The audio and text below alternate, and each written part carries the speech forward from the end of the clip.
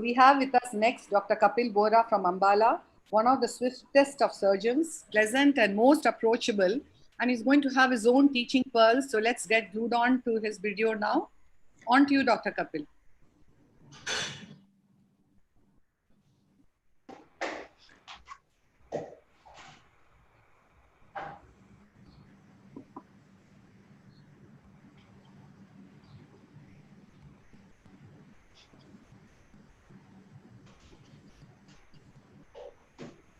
और ऑडियो नहीं आ रहा।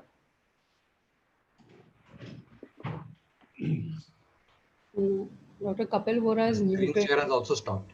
Okay. Dr. Kapil? Can you see my screen? No, now we can hear you, but you had shared it initially. You can share it. I'll share it again.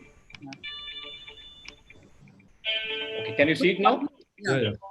Okay, please permit me 18 seconds extra. This is a mistake which I committed, a very old clip, and just wanted you to see it, especially for the youngsters. And there was a PCR while injecting a toric lens. We have a very, very few lenses in our toric library. So anyway, decided to implant it in the sulcus, and this was a mistake, resulted in offset refraction, recurrent conjunctivitis, recurrent uveitis. And here you can see two large holes here in the posterior capsule, and the lens is in the sulcus. So after 3 months, dealing with this recurrent uveitis and everything, decided to do a vitrectomy and realign this. Now, in a toric lens, if you can't align it properly, it is of no use. And for that, you need an intact bag. So what I did here was, I tried to open up the remnant of capsular bag. Here I was, simply trying that if luck is with me, I'll be able to open up whatever remnant is there. And displacing the lens towards one side. After the vitrectomy, just I got a pocket, and slowly through that, I went on to separating the anterior capsule from the remnant of posterior capsule.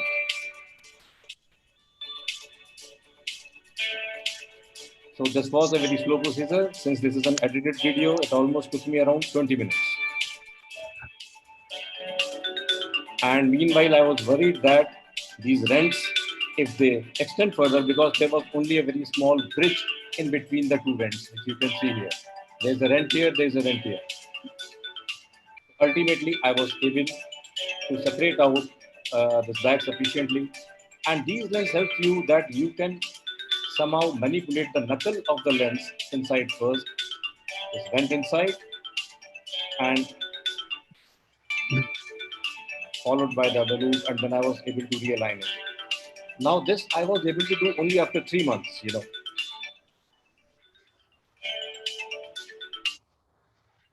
I was able to do this after 3 months of initial surgery. And so I thought maybe, and now this is another step, that once you have realigned it and put it into the bag, do the vitrectomy, take it out. And so what helped me actually, it was the time. Around 3 months was sufficient to cause fibrosis of whatever remnants were there. And my further manipulation didn't, extend the tear, and I was able to do it. So this is my second clip, which I am sharing with you. Again, a very old clip. But do you still get these kind of cataracts in your part? We get it here at least once a month. The posterior capsule was damaged, lens was absorbed, the cortex was entrapped in between the remnants of posterior capsule and whatever remained of the capsule. So here what you should do is that simply try and peel off the anterior membrane, whatever it is, whether it is capsule, inflammatory membrane, or whatever it is. Once you have taken it out, try and manipulate and dissect out the lens better. Kindly note that I am not using any hydro procedures here. It's simply a visco dissection. No hydro procedures, so as not to extend whatever damage is already there. So this was taken out, and I was very lucky that there was some remnant of capsule, and these are the sommering rings, which again I tried to manipulate out. And so I ensured that some amount of anterior capsule as well as posterior capsule remained there. So this was again visco expulsion, no hydro procedures. Now some anterior vitrectomy followed by the remnant of the aspiration of residual cortex was there. So there was very less hydrodissection or no hydrodissection at all. And ultimately, there was sufficient space to implant a lens in the bag. So this is in the bag in spite of all the damage. So thank you. These were my videos. Thank you very much, Dr. Kapil, to show a daring video with a lot of gymnastics, which you showed in that. But of course, it goes without saying that you cannot place a single piece in the sulcus at all. Just that, with that amount of defects on the posterior capsule, it was a very courageous thing to even attempt. I'm not sure whether we should have done it in the first place. You could have removed the IOL and placed a 3-piece IOL in the sulcus again. Probably pars plana vitrectomy made the capsule more stretched out for you to get away with it, or the fibrosis which occurred. The other possible problem also is 3 months down the line, I'm surprised that you could actually separate the anterior capsule from the posterior capsule, because you could have got fused too. So must have been a challenging case for you. Thinking retrospectively, Chitra, I should have put a 3-piece lens, but this was a toric lens basically, and we don't get 3-piece toric lenses, unfortunately. Yes. Had it been a simple lens, I would simply have put a 3-piece lens in the sulcus, and that would be the end of the story. So here, since it was a toric lens and there was high amount of toricity, I had to do, this was done under explanation that if I'm able to do it, it's okay. Otherwise, I'll take it out and we'll put a 3-piece lens. It was, I was lucky, I would say, that I was able to dissect it out, but it took a lot of time. In a short video, you cannot, feel it, but it took almost 20 to 25 minutes just to separate out. And this was with a combination of a manipulation with the visco dissection. Yeah.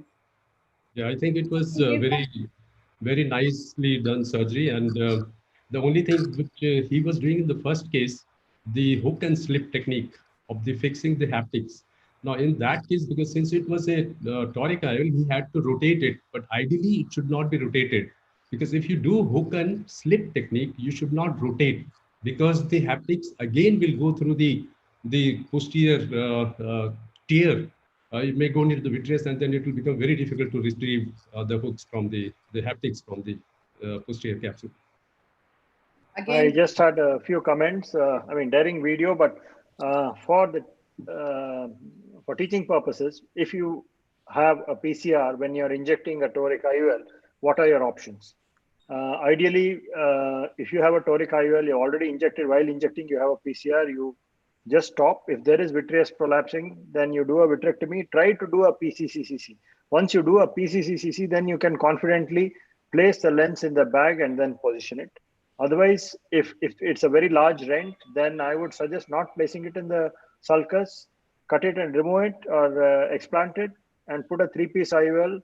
The other options later on can be that you can either do a refractive surgery like SMILE or LASIK to correct the astigmatism, or you can put in a piggyback toric lens or a phakic IOL, and this would be safer for the patient as such. And of course, the technique is very good. The principle there is you have to do a vitrectomy. If there is vitreous and you try to do the manipulation and try to open the bag, it's going to make it very difficult and you'll end up with the IOL drop. So what you showed, pars plana vitrectomy, is very important, and then clear it. And then you check if it's fibrosed, and if you're able to open the capsular fornices, then you can place it. But my suggestion, I would have used iris hooks, because as you can see in the video, the pupil constricted, and then you're not able to see the fornices. You don't know where the lens is sitting. So that makes it more difficult. So if you use iris hooks, then the exposure is better, and you know where you're placing the haptics, and then you know if it is stable. So just a few points, but otherwise very daring video. Very daring, and only Dr. Kapil can get away with it. But a PCC is very important if you want to place a single piece in the bag. And even in the second case, for that matter, it could have been a safe bet to have placed a 3-piece, the sulcus and an optic capture. Very nice video, Kapil. Just a couple of observations. Regarding the vitrectomy, I think pars plana vitrectomy is the way to go.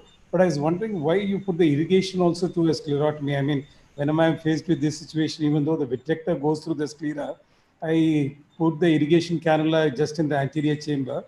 And even though you had a very round pupil, I also used to believe that a round pupil and a round rhexis means there's no witches in the AC. Now, every case, I always use a drop of triamcinolone acetate at the end, just to make sure that there's absolutely no witches in the anterior chamber. This is apart from the observation that was made for the toric.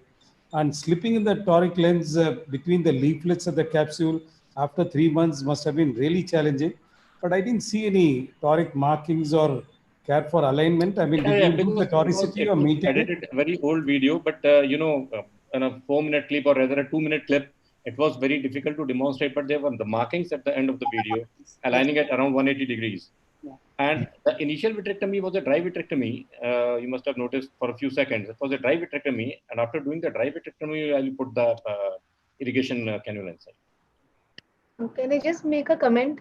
I think that was a great video, but I think just for the benefit of the viewers and beginners, I mean, everyone may not be as skilled as sir, but if we have to take a decision for the patient regarding correcting the refractive correction for here, the astigmatism vis-a-vis doing no harm in the sense reducing the risk of CME and posterior segment complications with a highly manipulative surgery like this. Maybe each case is different, and at that point of time, that decision may be important as to whether explanting this lens and putting safely a 3-piece in the sulcus is better versus doing this. Thank you. The message was that once you have committed a mistake, it is and the patient you have discharged, it is better to wait for some time before doing the manipulations. This was the message. Yes, I think the audience should know that Dr. Kapil is a fantastic surgeon and he can do anything like this and get away with the best. I just wanted to ask Chitra one thing. In the second case, you emphasized that you did not do any hydro procedure. Would you just, do you think that if you had done a hydro procedure, it would have been easier to take out the Sommering ring and it would have just come out? Because our instinct first thing is that you try to do a hydro procedure and whatever fluffy material, despite the fact that there is a calcified thing, whatever the fluffy cortical matter or whatever can be hydrated out, it comes out. But I Dr. think, Mehta, we have noticed 3 things in such cases. We have done a few such cases. The one thing is that there is a posterior capsular opening for sure. Number 2, the rest of the cortex is usually divided into 2 parts. There is a central mass and there is a Sommering ring. Central mass can be taken out easily, and if the separation is proper, you can actually take out the Sommering ring in one piece without any hydrodissection. Many a times, the hydrodissection breaks it into many small pieces, and a few of those pieces they do tip down, and an extended vitrectomy has to be done. So this is my preferred choice. We have done a few cases like these here, and most of the times it comes out in single.